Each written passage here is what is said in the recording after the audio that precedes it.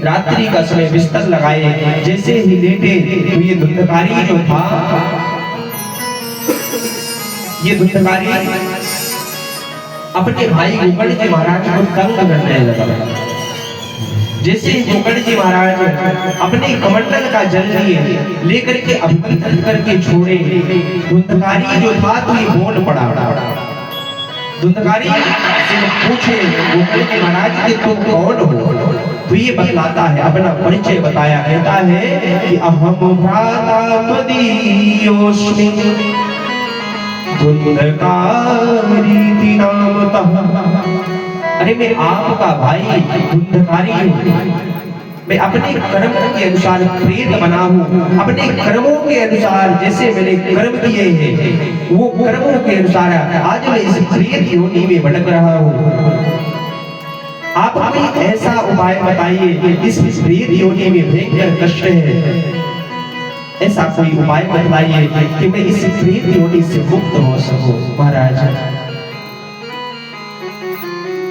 गोकर्ण जी महाराज बोले कि ऐसा करो, जैसे प्रातः होगी, प्रातः होते ही मैं निश्चित ही कोई ना कोई उपाय आपके इस कष्ट का अवश्य ढूंढूंगा।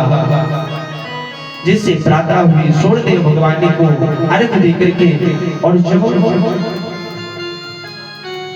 धुंधकारी के विषय में सूर्यदेव भगवान से निवेदन किए, तब सूर्यदेव भगवान की आज्ञा से इनको ये भागवत जी का सुंदर सा उपाय मिला।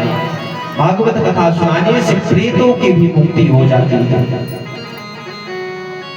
सुंदर भागवत जी का दिव्य पांडाल बनाते हैं और एक गांव के ब्राह्मण देवता को मुख्य श्रोता बना करके और भागवत कथा का आयोजन किए। और जैसे ही ये कथा प्रारंभ हुई तो धुंधकारी वायु रूप में आया। महाराज जब वायु रूप में आया तो ये एक जगह स्थिर रुक नहीं पा रहा था, इसलिए वहां पर एक 7 गांठ का बांस दिखा। जाकर के धुंधकारी उसी में बैठा और 7 दिवस तक इसने कथा सुनी। नित्य 1 दिवस की जब कथा होती तो उस बांस की एक ग्रंथि फट जाती। जैसे द्वितीय दिवस की कथा हुई दूसरी, तृतीय दिवस की कथा में तीसरी और 7वें दिन इस कथा के प्रभाव से धुंधकारी दिव्य रूप लेकर के वहां पर प्रकट हुआ। दिव्य रूप धरो जात तुलसी राम मंडितः, पीतवासः घनश्याम मुकुटे कुंडलान्वितः। बड़ा सुंदर स्वरूप, पीतांबर पहना, मुकुट धारण किया हुआ है, गले में वैजयंती की सुंदर माला, पुष्पों का हार। अब गोकर्ण जी महाराज देख करके आश्चर्यचकित रह गए। ऐसे हमारे ठाकुर जी की कथा है, ये भागवत भगवान की ऐसी विशेष महिमा है कि धुंधकारी जैसा महान प्रेत इस कथा को सुनकर के भगवान के धाम को प्राप्त किया। ये कथा की महिमा है। बोलिए भागवत महापुराण की जय हो। ऐसी सहज कथा भयंकर से भयंकर प्रेतों को भी मुक्त कराने वाली ऐसी सुंदर कथा, ऐसे हमारे ठाकुर जी की जैसे कथा सुंदर, ऐसे हमारे ठाकुर जी। ना तो ऐसी कोई कथा किसी लोक में मिलती, ना तो हमारे ठाकुर जी के जैसा सुंदर स्वरूप। कहते हैं ना, आपने सुना होगा ऐसो चटक मटक सो ठाकुर। किस किसने ये भजन सुना है? ऐसो चटक मटक सो ठाकुर। हमारे ठाकुर जी के जैसा तीनों लोगों में दूसरा कोई स्वरूप नहीं है। ऐसे ही भागवत भगवान की कथा है।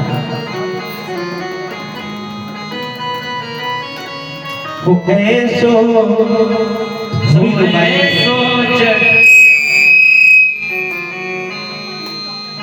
एक बार निश्चय कर दीजिए, जितना सभी लोग आएंगे ताली से बजे करके। अभी ठंडी नहीं है, 5:30 के बाद हम बैठिएगा ऐसे करके, अभी ऐसे करके बैठिए। पहले हम गाएंगे, आप सभी गाइए। हो ऐसो चटक मटक सो ठाकुर तीनों लोक न हो मेरा ऐसो चटक मटक सो ठाकुर तीनों लोक न हो मेरा ऐसो चटक मटक सो ठाकुर तीनों लोक न हो मेरा तीनों लोक तीनों लोक तीनों लोक तीनों लोक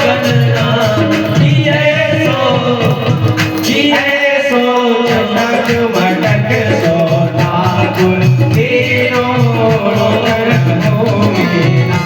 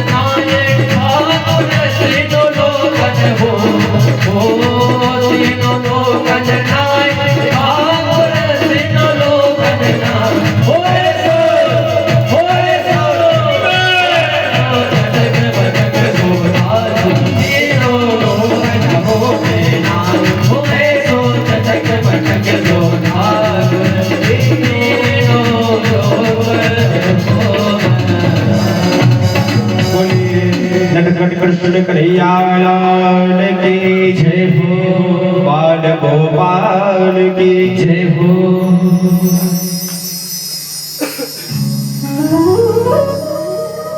ना तो ऐसे ठाकुर तीनों लोकों में और ना तो ऐसे ठाकुर जी की कथा। ये कथा भी दुर्लभ है। कल हमने बताया है जब देवता गए अमृत का कलश लेकर के, तो कैसे सुखदेव जी इस कथा को महत्व देते हुए उस अमृत को कांच का टुकड़ा बताए। ऐसी ये अमृतमयी कथा है। यही से भागवत जी का जो महात्मा है, महात्मा विश्राम होता है।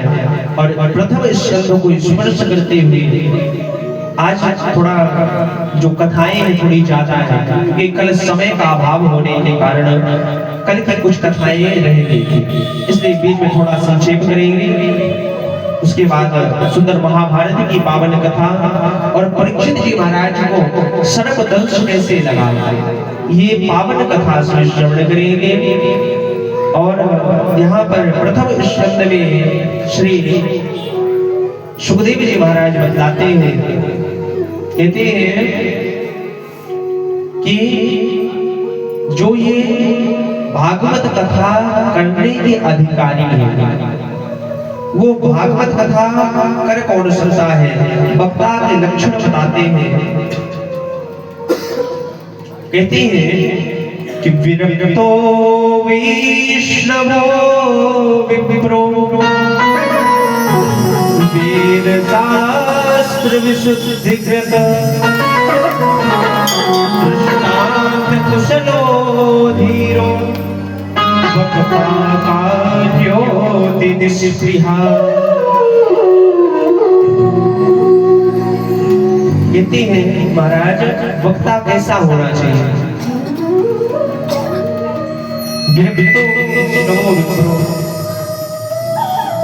वेद शास्त्र विशुद्धिकृत वक्ता जो है तो विरक्त।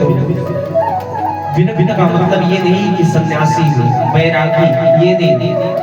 विरक्त यानी घर में रह करके भी, गृहस्थ होकर के भी, और ये संसार के लंपटों में ना पड़ा, संसार के उलझनों में ना हो। विरक्त वैष्णव, वैष्णव अर्थात भगवान का भक्त हो। वक्ता के लक्षण है, ध्यान से सुनिएगा। वक्ता कौन कथा करने का अधिकारी होता है, कैसे वक्ता से कथा को सुननी चाहिए। विरक्तो वैष्णवो विप्रो, वैष्णव अर्थात भगवान का भक्त हो। दूसरा वैष्णवो विप्रो, ब्राह्मण हो। तीसरी बात बताए कि वेद शास्त्र विशुद्धिकृत, वेद शास्त्रों का विधिवत अध्ययन किया हो। और इतना ही नहीं, अभी सुनिए, विरक्तो वैष्णवो विप्रो वेद शास्त्र विशुद्धिकृत। व्यास जी यहीं पर अभी नहीं रुके, उसके बाद भी वक्ता के लक्षण को बताए।